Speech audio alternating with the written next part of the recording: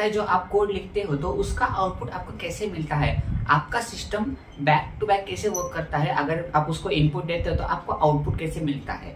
जैसे कि एक एग्जांपल के तौर पे लेते हैं, अगर आप कोड कर रहे हो पाइथन के अंदर तो आप सबसे एग्जांपल लो कि हेलो वर्ल्ड आप कोड कर रहे हो। हेलो वर्ल्ड कोड करने के बाद आपको वो पीछे जो प्रोसेस रन होती है आपको पता है क्या उस प्रोसेस के बारे में, तो उसके पीछे जो कौन से स्टेप्स से प्रोसेस हो रहे हैं, आपको आउटपुट कैसे मिल रहा है, तो ये पूरा जानने के लिए वीडियो में बने रहे और प्रेम मुल्तानी को फॉलो करो, मुल्तानी क्लासेस को फॉलो करो और ऐसे वीडियोस के लिए वेट करो, ठीक है। तो चलो बात करते हैं सबसे पहले कोड कैसे रन करता है, क्या है उसके पीछे, कैसे उसको प्रोसेस हैंडल होती है, ठीक है। सबसे पहले हम बात करें कि कौन सा भी कोड अगर हम लोगों ने लिखा, एग्जाम्पल के तौर पर समझो कि पाइथन का कोड हमने लिखा कि हेलो वर्ल्ड अगर हम लिखते हैं, प्रिंट हेलो वर्ल्ड लिखते हैं, प्रिंट हेलो वर्ल्ड लिखने के बाद वो कोड क्या करता है, सबसे पहले कंपाइलर से मिलता है। कंपाइलर से मिलने के बाद उसके अंदर बहुत सारी प्रोसेसेस होती है। कंपाइलर मतलब क्या है कि कंपाइलर ऐसा है जो मशीन, जो ये कोड को, जो हाई लैंग्वेजेस कोड है, जो लैंग्वेज के अंदर जो कोड लिखा हुआ है उसको मशीन में कन्वर्ट करता है। It is use to convert the high level language into machine code. अब मशीन कोड क्या है, बाइनरी कोड है। बाइनरी कोड आप लोग को पता ही होगा कि जो CS बैकग्राउंड से आ रहे होंगे, कंप्यूटर स्ट्रीम से या DBA में जिसने सीखा रहेगा तो उनको पता है कि CS जो बैकग्राउंड से है उनको बाइनरी कोड मतलब 0-1 की लैंग्वेज होती है जो कंप्यूटर को समझ में आती है। जो कोड हम जिसको इंस्ट्रक्ट करते हैं जो काम कराने के लिए, उसको कंपाइलर उसको कन्वर्ट करके हाई लेवल लैंग्वेज से मशीन में कन्वर्ट करता है कोड के अंदर, तो उसको समझती है कि ये इंस्ट्रक्शन के अंदर ये फॉलो रूल कर रहे हैं, उसको आउटपुट ये देना है। तो सबसे पहले अगर हम बात करें तो कंपाइलर की बात ये हो गई, क्लियर हो गई, जो हाई लैंग्वेज को मशीन की लैंग्वेज में कन्वर्ट करके हमको आउटपुट देता है। तो वो कैसे, एकदम इजी स्टेप्स में नहीं है, 2-3 स्टेप्स है उसके लिए, जो कोड जो आप लिखते हो तो हर एक स्टेप से प्रोसेस से गुजरता है, फिर जाके उसको हमको आउटपुट मिलता है जो यूजर है या जो डेवलपर है।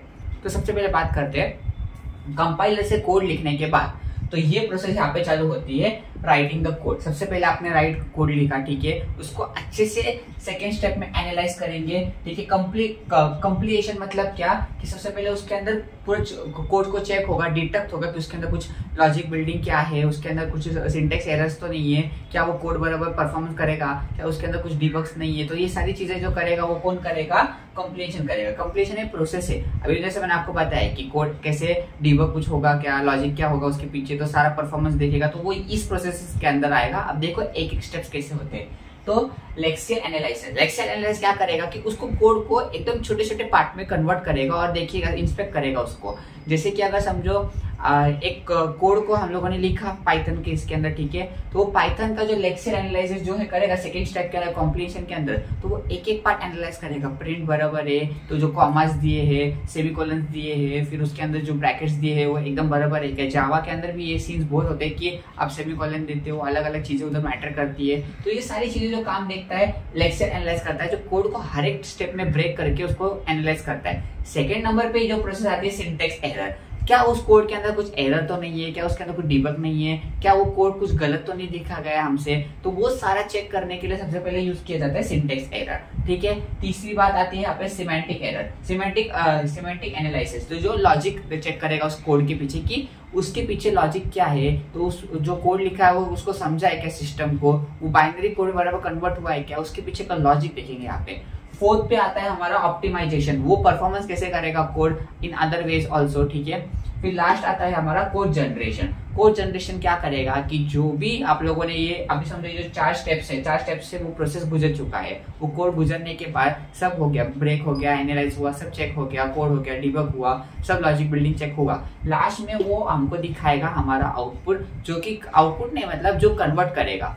ये सारे स्टेप से गुजरने के बाद वो बाइनरी कोड के अंदर आएगा। बाइनरी कोड यानी ही मशीन कोड, मतलब क्या, फिर जो उसने जो हाई लैंग्वेज थी जैसे कि जावा, C++, पाइथन को कन्वर्ट कर दिया किस मशीन लैंग्वेज के अंदर, और उसके बाद हमको मिलता है यहाँ पे आउटपुट।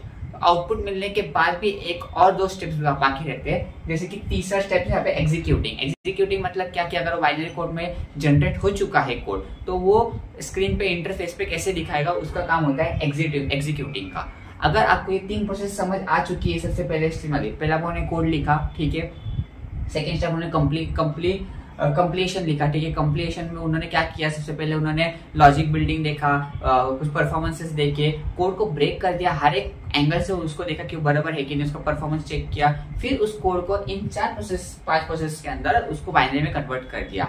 फिर तीसरी प्रोसेस ऐसी आती थी कि उसको एग्जीक्यूटिंग वे में देखा कि उसको जो भी कोड हम लोगों ने मशीन बाइनरी में कन्वर्ट हो चुका है उसको इंटरफेस के अंदर दिखाने का काम एग्जीक्यूटिंग का था। फिर फोर्थ अभी लास्ट आ चुका है डिस्प्ले द आउटपुट।